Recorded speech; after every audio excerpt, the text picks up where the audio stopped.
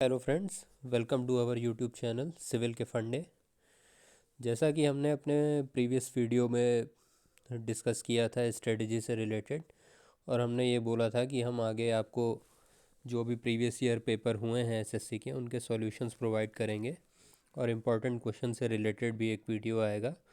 तो उसी क्रम में ये हमारा पहला वीडियो है जिसमें हम 2018 के पेपर का सॉल्यूशन आप लोगों को देने जा रहे हैं। So let's start.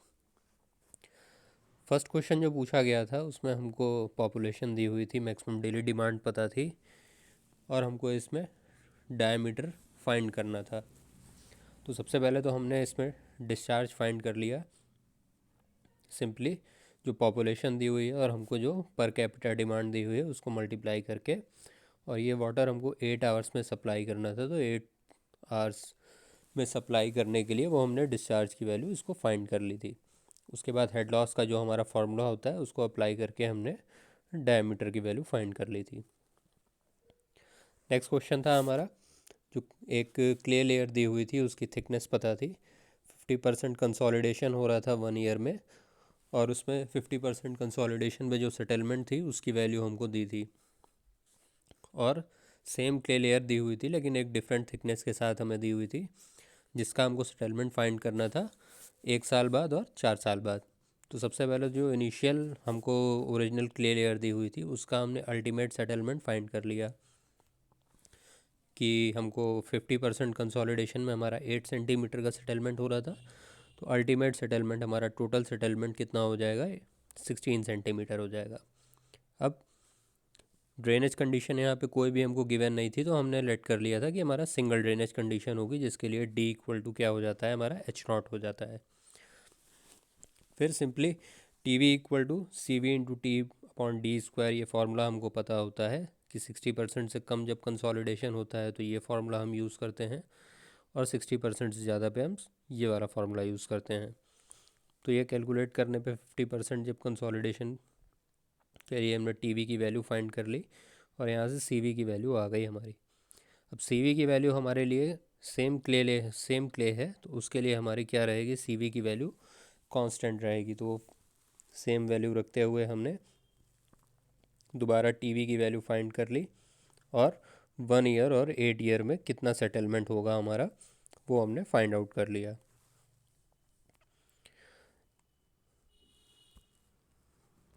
Next question हमारा था ये ओवरटेकिंग साइड डिस्टेंस का, जिसमें कि हमको ओवरटेकिंग व्हीकल की स्पीड 70 किलोमीटर पर आवर्स दी हुई थी और ओवरटेकिंग व्हीकल की स्पीड 40 किलोमीटर पर आवर्स दी हुई थी। टू वे ट्रैफिक था, तो ये हमको ओवरटेकिंग साइड डिस्टेंस इसमें कैलकुलेट करनी थी। तो सबसे पहले तो आप इसके फिगर को समझ लीजिए कि एक A1 व्हीकल है, मतलब ए व्हीकल है, और वो दूसरे बी व्हीकल को ओवरटेक करने की कोशिश कर रहा है। तो सबसे पहले तो जब वो ओवरटेक करने के लिए जाएगा तो बी को देखते ही सबसे पहले वो अपनी स्पीड को डाउन करेगा।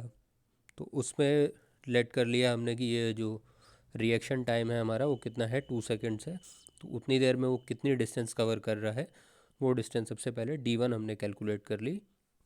उसके बाद अब ओवरटेकिंग में टाइम कितना लग रहा है वो टाइम हमको कैलकुलेट करना रहेगा। तो T equal to √4s upon A होता है, जहाँ पे कि S 0.2 VB+6 होता है अगर VB हमारा किलोमीटर पर आवर्स में होता है, और 0.7 VB+6 होता है अगर VB हमारा मीटर पर सेकेंड्स में होता है। तो ये ओवरटेकिंग टाइम हमने सबसे पहले कैलकुलेट कर लिया, और इसकी मदद से हमने फिर D2 की कैलकुलेशन कर ली। ये कैलकुलेशन आप लोग बाद में चेक कर सकते हैं वीडियो को पॉज करके, और ओवरटेकिंग में जितना टाइम लगेगा उतनी ही देर में जो दूसरे साइड से व्हीकल आ रहा होगा वो कितनी डिस्टेंस कवर करेगा, वो डिस्टेंस हमारी D3 है। तो वो D3 डिस्टेंस हमने कैलकुलेट कर ली, और ये हमारी टोटल क्या हो जाएगी, overtaking side distance D1 plus D2 plus D3 हो जाएगी। अब हमसे क्वेश्चन में minimum length of overtaking zone पूछा हुआ था, जो कि हमारा 3 टाइम्स OSD होता है, और मैक्सिमम लेंथ भी पूछी हुई थी ओवरटेकिंग जोन की, जो 5 टाइम्स OSD होती, तो वो हमने कैलकुलेट कर लिया था।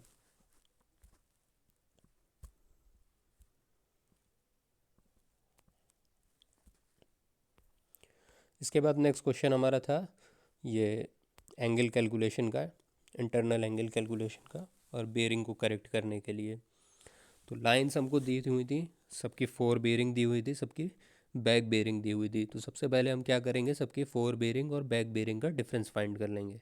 तो वो डिफरेंस हमने फाइंड कर लिया है। उसके बाद सारे एंगल्स हम फाइंड करेंगे। तो एंगल्स फाइंड करने के लिए क्या होता है फॉर्मूला हमारा, कि एंगल ए अगर हमको फाइंड करना है तो हम क्या करेंगे, back bearing of previous line minus 4 bearing of correct line. मतलब अगर एंगल ए हमको फाइंड करना है तो हम लाइन ई ए की बैक बेयरिंग से लाइन ए बी की 4 बेयरिंग को माइनस कर देंगे तो हमारा एंगल ए आ जाएगा। इसी तरह से आगे हम एंगल बी एंगल सी भी फाइंड कर लेंगे। इसके फिगर को भी ड्रॉ करके हमने दिखा दिया है यहाँ पे। उसके बाद सारे इंटरनल एंगल्स का जब हमने सम किया तो वो हमारा ये कैलकुलेट हो करके आया। लेकिन अगर 5 साइड्स अगर हैं किसी, तो हमारा इंटरनल एंगल का सम 540 डिग्री होना चाहिए। तो इसमें एरर हमारी आ रही है। एरर हम कैसे कैलकुलेट करते हैं, जो भी हमारी मेजर्ड वैल्यू होती है माइनस एक्चुअल वैल्यू, तो हमारी एरर आ गई -25 मिनट्स। अब इस एरर को हम क्या करेंगे, सभी एंगल्स में इक्वली डिस्ट्रीब्यूट कर देंगे। तो एरर हमारा क्या, करेक्शन जो होता है वो माइनस टाइम्स एरर होता है। तो एरर हमारी नेगेटिव में थी तो करेक्शन हमारा पॉजिटिव में हो जाएगा और वो इक्वली डिस्ट्रीब्यूट कर देंगे हम ईच एंगल्स में। अब लाइन सी डी हमारी जो थी वो दोनों, मतलब उनके 4 बेयरिंग और बैक बेयरिंग का डिफरेंस हमारा 180 डिग्री था। मतलब वो लोकल अट्रैक्शन से फ्री था, मतलब उनकी 4 बेयरिंग और बैक बेयरिंग करेक्ट थी। तो बाकी जो लाइंस हैं उनकी 4 बेयरिंग और बैक बेयरिंग को हम रिस्पेक्टिवली करेक्ट कर लेंगे। सबसे पहले तो एंगल हमने जो करेक्टेड थे वो फाइंड कर लिए। उसके बाद करेक्ट 4 बेयरिंग ऑफ डी हो जाएगी हमारी, जो लाइन सी डी की बैक बेयरिंग है उसमें से हम एंगल सी को माइनस कर देंगे, एंगल डी को माइनस कर देंगे। तो हमारी करेक्ट 4 बेयरिंग आ जाएगी डी लाइन की। और डी की अगर हमारी करेक्ट 4 बेयरिंग आ गई तो उसमें हम 180 डिग्री जब माइनस कर देंगे तो हमारी उसकी करेक्ट बैक बेयरिंग आ जाएगी। इसी तरह से हम आगे अदर लाइंस की भी कैलकुलेशन को कर लेंगे, जो कि हमने इसमें शो किया हुआ है। आप वीडियो को पॉज करके चेक कर सकते हैं।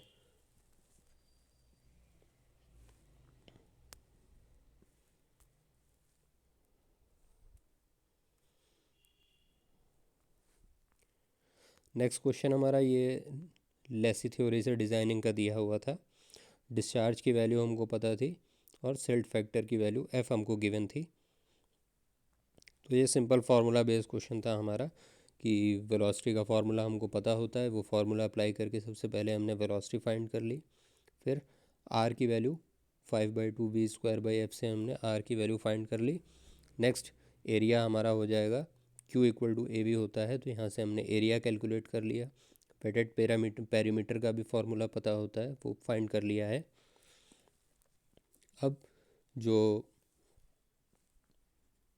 ट्रेपेजॉइडल सेक्शन होता है उसका हमारा एरिया होता है top width plus bottom with into depth by 2। तो यहाँ से हमने एरिया कैलकुलेशन की है और वेटेड पेरीमीटर की कैलकुलेशन, और ये जो वैल्यूज़ आई हैं इनको हमने इक्वेट कर दिया। इनको सॉल्व करने पर ये हमारी y में एक क्वाड्रेटिक इक्वेशन बनी है जिसको कि हमने सॉल्व करके फाइंड किया है।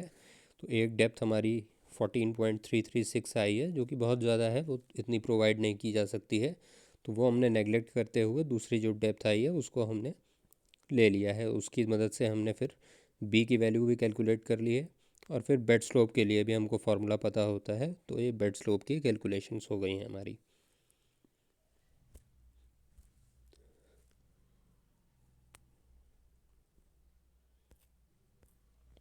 नेक्स्ट क्वेश्चन हमारा सिंपली सपोर्टेड स्लैब की डिज़ाइनिंग का था, जिसमें कि हमको 8 × 3.5 मीटर की एक स्लैब दी हुई थी। सुपर इम्पोज लोड की वैल्यू हमको गिवन थी और ग्रेड ऑफ सीमेंट और ग्रेड ऑफ कंक्रीट और ग्रेड ऑफ स्टील हमको गिवन था क्वेश्चन में। तो सबसे पहले तो हमने चेक किया कि स्लैब हमारी 1 वे स्लैब है या 2 वे स्लैब है। तो ये हमने चेक किया। इसको आप इफेक्टिव स्पैन से भी चेक कर सकते हैं और क्लियर स्पैन से भी चेक कर सकते हैं। ये हमने क्लियर स्पैन से चेक करके दिखाया, दोनों से सेम ही वैल्यू आती है। तो उससे हमारा सॉल्व करने पे ये 1 वे स्लैब आई हमारी। उसके बाद सिंपली सपोर्टेड स्लैब के लिए क्या होता है, हमारा स्पैन अपॉन डेप्थ का रेशियो 20 होता है। तो यहाँ से हमने डेप्थ का कैलकुलेशन कर लिया है। इफेक्टिव कवर, नॉमिनल कवर हमारा 20 mm होता है स्लैब के केस में, इफेक्टिव कवर हमने वही 25 mm लेट करके टोटल डेप्थ हमने स्लैब के कैलकुलेट कर लिए। उसके बाद हमारा ये लोड कैलकुलेशन पार्ट हो गया है कि सुपर इम्पोज लोड हमको पता था, डेड लोड हमने कैलकुलेट कर लिया है। यहाँ से ये टोटल लोड पता चल गया फैक्टर लोड फाइंड करते हुए। अब इफेक्टिव स्पैन ये हो गया हमारा एल नॉट प्लस डी, और एल नॉट प्लस डब्ल्यू में से जो मिनिमम वैल्यू होती है वो हमारा इफेक्टिव स्पैन हो जाएगा। तो विद ऑफ सपोर्ट की वैल्यू हमने 230 mm लेट करी थी, तो यहाँ से हमारा इफेक्टिव स्पैन ये आ गया मिनिमम वैल्यू।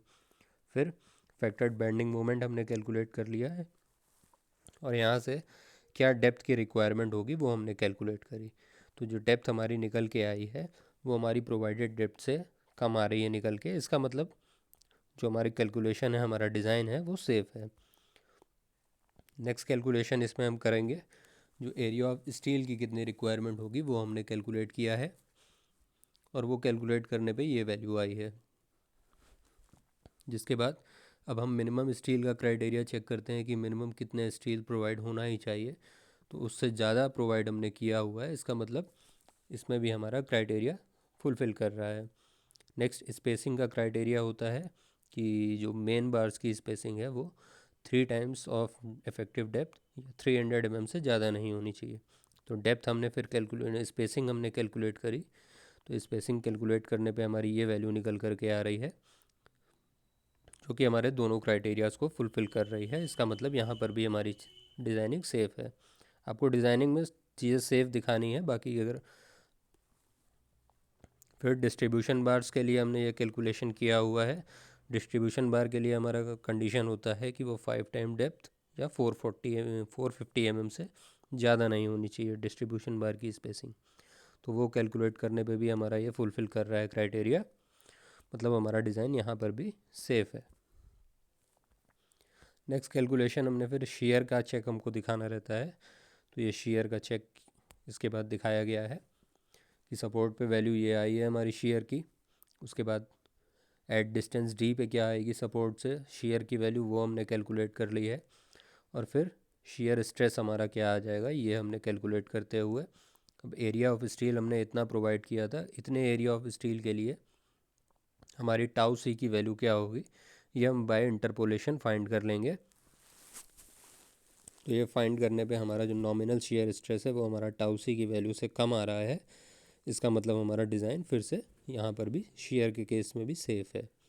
और बाद में इसकी हमने डिटेलिंग यहाँ पर शो कर दी है कि ये हमारा विथ ऑफ सपोर्ट है 230 mm, और बाकी ये हमारा मेन बार्स हैं, ये मेन बार्स हैं हमारी, और ये जो पॉइंट से शो की हुई हैं ये हमारी डिस्ट्रीब्यूशन बार्स हैं।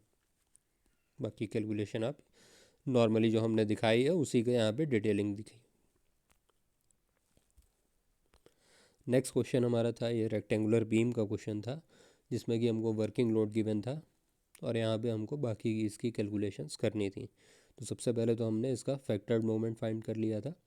उसके बाद विथ और डेप्थ का हमको कोई रिलेशन इसमें नहीं पता था, तो हमने ये एज्यूम कर लिया कि विथ और डेप्थ का रेशियो हमारा 0.5 है। अब आरसीसी सेक्शन हम हमेशा अंडर रेनफोर्स सेक्शन के लिए डिज़ाइन करते हैं, तो अंडर रेनफोर्स की कंडीशन से जो अप्लाइड मोमेंट है वो हमारा एमयू लिमिटिंग से कम होना चाहिए। तो इस कैलकुलेशन को जब हमने अप्लाई किया तो हमारी डेप्थ निकल के आई जो वो हमारी 393 mm से ज़्यादा होनी चाहिए थी, तो वो हमने 400 mm प्रोवाइड कर दी, जिससे कि हमारा ये फिर विथ की कैलकुलेशन हो गई। इफेक्टिव कवर हमने 50 mm दे करके टोटल डेप्थ फाइंड कर ली। एरिया ऑफ स्टील का ये फार्मूला हमने फिर अप्लाई किया, और यहाँ से एरिया ऑफ स्टील हमारा ये निकल के आ गया। अब मिनिमम एरिया ऑफ स्टील हमारा ये होता है, जिसको कि कैलकुलेट किया हमने, तो उससे जो हमने एरिया ऑफ स्टील प्रोवाइड किया हुआ है वो हमारा एएसटी मिनिमम से ज़्यादा निकल के आ रहा है। इसका मतलब हमारा कैलकुलेशन पार्ट सही है। अब मैक्सिमम कितना एरिया ऑफ स्टील हम प्रोवाइड कर सकते हैं उसकी कैलकुलेशन हमने जो एमयू लिमिटिंग सेक्शन के लिए, कि इससे ज़्यादा अगर हमने स्टील प्रोवाइड कर दिया तो हमारा ओवर रेनफोर्स सेक्शन हो जाएगा, तो मैक्सिमम कितना एरिया ऑफ स्टील प्रोवाइड कर सकते हैं, तो वो हमने एम यू लिमिटिंग की कैलकुलेशन से शो किया हुआ है। एक्स यू हमारा 0.53D होता है एफ यू 250 के केस में। नेक्स्ट ये एक कैनाल सेक्शन हमको दिया हुआ था और इसमें हमको एवरेज शियर स्ट्रेस हमको बाउंड्री पे चाहिए था, बेड स्लोप और बाकी की डेटा हमको गिवन था क्वेश्चन में। तो सबसे पहले तो एरिया हमने फाइंड कर लिया था यहाँ पे, उसके बाद पेरीमीटर फाइंड कर लिया, तो यहाँ से हमारा आर की वैल्यू आ जाएगी, आर जो A/E होता है। और बाकी हमारा एट बाउंड्री पे शियर स्ट्रेस क्या होता है, tau equal to gamma R S naught होता है। उस कैलकुलेशन को हमने शो करके टाउ की वैल्यू फाइंड कर ली थी। अगर यही हमसे बोल रहा होता कि साइड्स पे शियर स्ट्रेस क्या होता है, तो वो हमारा 0.75 टाइम्स होता है गामा आर एस नॉट। तो वो कैलकुलेशन भी हम कर सकते थे अगर हमसे साइड्स में पूछा गया होता।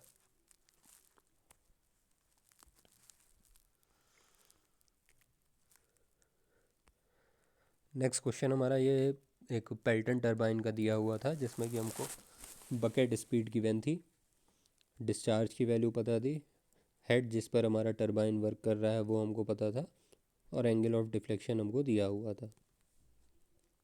तो पेल्टन टरबाइन के लिए जो हमारा वेलोसिटी ट्रायंगल होता है वो सबसे पहले हमने ड्रॉ करके यहाँ पे शो कर दिया है। उसके बाद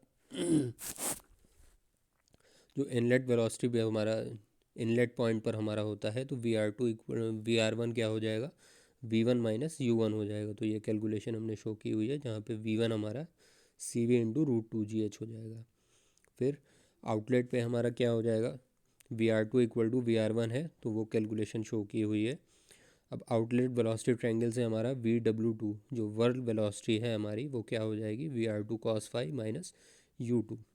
इसमें आप कैलकुलेशन चेक कर सकते हैं, ये फाई हमारा एंगल है, तो इसका जब हम प्रोजेक्शन लेंगे हम हॉरिजेंटल के अलॉन्ग, तो ये हमारा क्या हो जाएगा, VR2 cos phi minus U2 हमारा हो जाएगा। तो ये हमारा क्या निकल के आ जाएगा, VW2। अब VW1 इक्वल टू V1 होता है हमारा, ये हमको पता होता है पेल्टन टरबाइन के केस में। पावर का हमारा formula ρQ VW1 plus VW2 into you होता है, और इस कैलकुलेशन से हमने पावर का कैलकुलेशन कर लिया है। अब हाइड्रोलिक एफिशिएंसी हमारी होती है runner power upon water power, तो रनर पावर की कैलकुलेशन हमने कर ली, और वाटर पावर हमारी हाफ mv1 स्क्वायर हो जाएगी। तो वो वैल्यूज़ रख करके हमने यहाँ पर हाइड्रोलिक एफिशिएंसी कैलकुलेट कर ली है।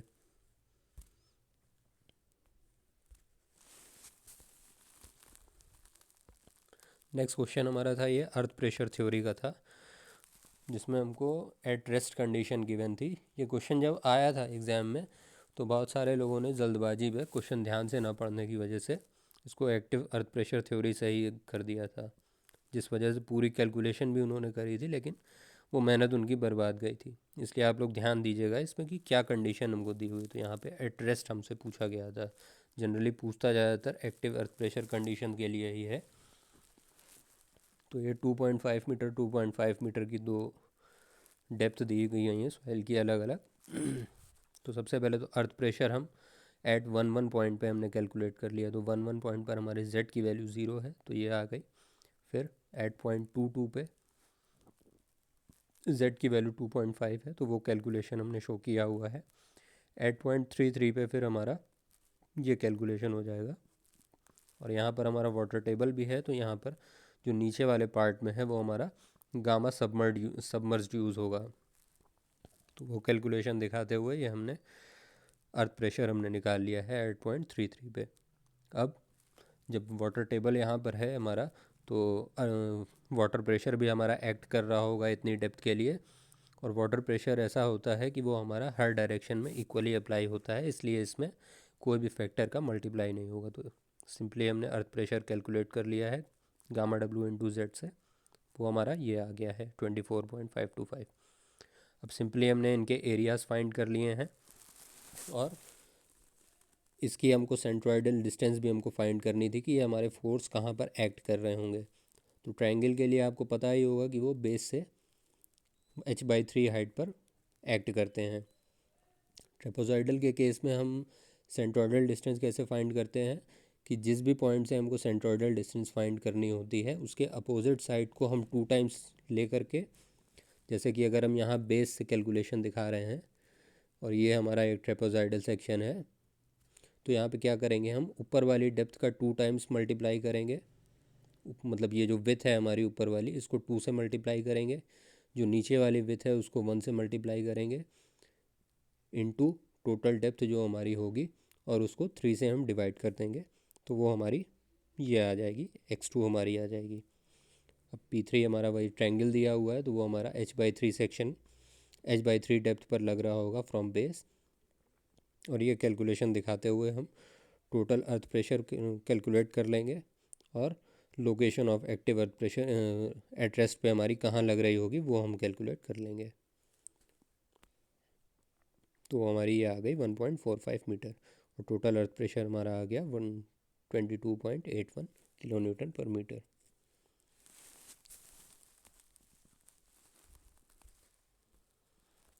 नेक्स्ट क्वेश्चन हमारा था सीव एनालिसिस का, जिसमें कि अलग अलग सीव दी हुई थी हमको, और उन सीव पर कितना सॉइल का वेट रिटेन हो रहा है वो हमको पता था। और तो इस क्वेश्चन को करने का सबसे मतलब तरीका क्या होता है कि जो रिटेन सॉइल होती है हर सीव पर, उसको हम सबसे पहले फिर क्या करते हैं, क्यूमुलेटिव रिटेन निकालते हैं। क्यूमुलेटिव रिटेन निकालने के बाद क्यूमुलेटिव रिटेन का हम परसेंटेज फाइंड करते हैं, और फाइननेस हमारा होता है 100 माइनस परसेंटेज रिटेंशन। तो यहाँ पे 10 ग्राम था, 165 था, तो क्यूमुलेटिव रिटेंशन हमने ये ऐड कर करके 10 को ऐड कर दिया 165, तो 175 आ गया। इस तरह से हमने क्यूमुलेटिव रिटेन निकाल लिया है वेट, उसके बाद उनका परसेंटेज निकाल लिया है टोटल से डिवाइड करके, और फाइननेस फिर हमने ये कैलकुलेट कर लिए, या आप चेक कर सकते हैं बाकी फिर वीडियो को पॉज करके। अब इसमें हमसे कई चीज़ें पूछी हुई थी, जैसे कि coefficient of uniformity, coefficient of curvature, ये सब हमसे पूछा हुआ था, तो वो हमने फिर कैलकुलेट करके दिखाया हुआ है। सबसे पहले तो D60 हमने फाइंड करके दिखाया है कि 60% फाइननेस हमारी किसके बीच में आ रही है, ये 45 और 65, तो ये 1 mm और 2 mm के बीच में आ रही है। तो यहाँ पर हमने लीनियर इंटरपोलेशन से D60 साइज़ हमारा क्या होगा वो हमने फाइंड कर लिया। D60 है क्या चीज़, percentage sieve of that size from which 60% particles are fine to that sieve, तो वो हमने साइज फाइंड कर लिया। उसके बाद D30 हमने फाइंड कर लिया है इसी तरह से, और D10 फाइंड कर लिया है लीनियर इंटरपोलेशन से। उसके बाद CU का फार्मूला हमको ये पता होता है, CC का फार्मूला पता होता है, ये हमने कैलकुलेशन करके दिखाया हुआ है। अब क्वेश्चन में एक पार्ट और हमसे पूछा गया था, एक तो इफेक्टिव साइज़ ही पूछा था, तो वो इफेक्टिव साइज़ हमारा D10 होता है, वो हमने फाइंड कर लिया है। हमसे अलग अलग क्वेश्चन में percentage of gravel, core sand, medium sand, fine sand भी पूछा गया था। तो ग्रेवल साइज़ हमारा क्या होता है, जो 4.75 mm से बड़े पार्टिकल्स होते हैं, तो जो 4.75 mm सीव पर हमारे पार्टिकल्स रिटेन कर रहे होंगे वो हमारा क्या हो जाएगा, परसेंटेज ऑफ ग्रेवल। उसके बाद जो सैंड का था उनका भी अलग अलग क्लासिफिकेशन पूछा गया था, तो वो क्लासिफिकेशन भी हमने दिखाया है कि कोर सैंड हमारा क्या होता है, जो 2 mm से 4.75 mm के बीच में होती हैं, तो उनका हमने कैलकुलेशन वही चार्ट से दिखा दिया है। फिर मीडियम सैंड का हमारा ये पार्टिकल साइज़ रेंज होती है, तो वो हमने दिखाया है कैलकुलेशन। और फिर फाइन सैंड के लिए ये कैलकुलेशन हमने दिखाया हुआ है। और जो बचा हुआ लास्ट में हमारा जो 75 माइक्रोन से भी पास कर जाएगा, तो वो हमारा क्या आ जाता है, क्ले पार्टिकल्स होते हैं, तो वो क्ले पार्टिकल्स हमारे 4% आ गए थे। अब यहाँ पर जो परसेंटेज है हमारा वो सैंड पार्टिकल्स का ज़्यादा है ग्रेवल से, तो ये हमारा क्या हो जाएगा, और CU की वैल्यू 6 से ग्रेटर है और CC की वैल्यू 1 से 3 के बीच में है, तो ये हमारा क्या हो जाएगा, एक वेल ग्रेडेड सैंड हो जाएगी।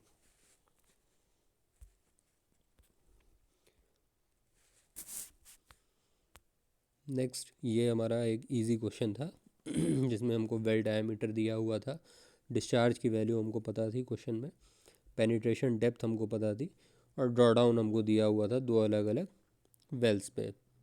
एक जो 90 मीटर पे वेल है उसका ड्रॉडाउन हमारा 0.53 मीटर था, और 30 मीटर पे जो वेल था हमारा उसका ड्रॉडाउन 1.1 मीटर था। तो जो ड्रॉडाउन था उसमें हमने टोटल डेप्थ में से जब ड्रॉडाउन को माइनस कर दिया तो हमारी ये डेप्थ आ गई थी H1 और H2। फिर ये फार्मूला हमको पता होता है, इस फार्मूले में अप्लाई करके हमने सबसे पहले कोफिशिएंट ऑफ परमेबिलिटी के की वैल्यू फाइंड कर ली। फिर नेक्स्ट ट्रांसमिसिबिलिटी भी हमसे पूछा गया था, वो हमने फाइंड कर लिया टी इक्वल टू के बी से। नेक्स्ट हमसे पूछा था ड्रॉ डाउन एट, मतलब जो ये मेन वेल है उसमें हमारा ड्रॉ डाउन कितना होगा। तो इस वेल को हमने लेते हुए और एक दूसरे वेल नंबर 1 को हमने लेते हुए ये कैलकुलेशन दिखाया हुआ है, जिससे कि एच डब्ल्यू की वैल्यू आ गई और हमारी टोटल पेनिट्रेशन डेप्थ 25 मीटर थी, जिसमें कि हमने माइनस कर दिया, तो हमारा मेन वेल में कितना ड्रॉ डाउन होगा वो हमने फाइंड कर लिया था।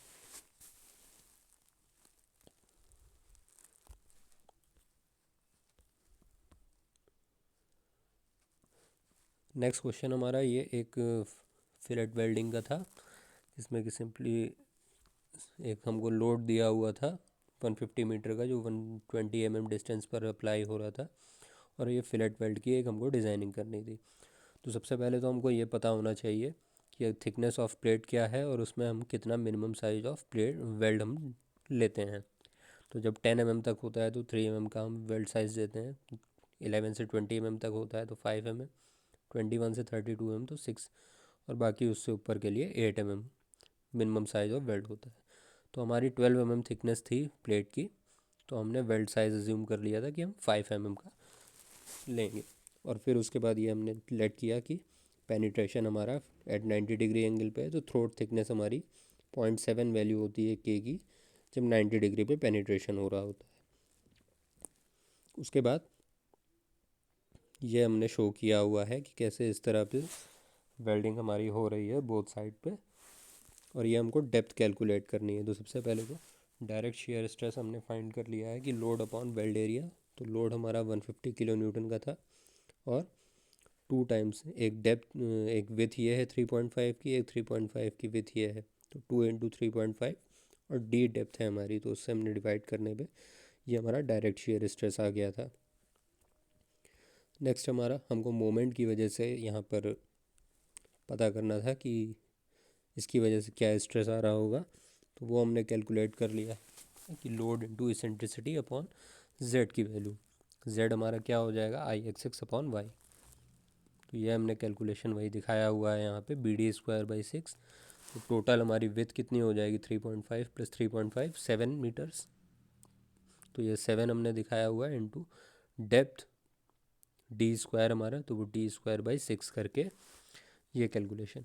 अब ये हमारा जो रिजल्टेंट होगा वो क्या हो जाएगा F1² प्लस F2², जो कि वैल्यू हमारी इस रिजल्टेंट वैल्यू से कम होनी चाहिए। ये रिजल्टेंट वैल्यू हमारी वेल्डिंग के केस में होती है। तो ये हमने कैलकुलेशन जब दिखाया है तो डी हमारा यहाँ से क्या आ गया है कि हमारा 300 से ग्रेटर होना चाहिए, तो हमने 310 डेप्थ प्रोवाइड कर दी है।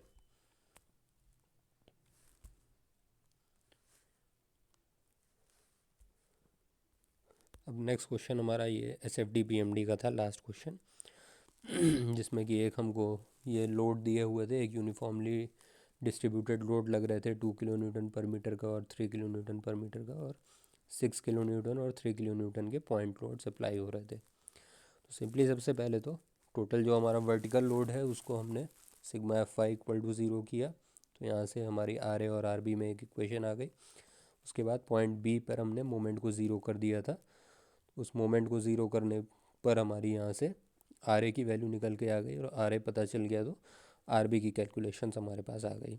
अच्छा, क्वेश्चन SFD BMD का अगर आता है तो आप RA RB की कैलकुलेशन दिखा करके डायरेक्ट अगर आप SFD और BMD अगर सही ड्रॉ कर देते हैं तो आपको पूरे मार्क्स मिलते हैं क्वेश्चन में।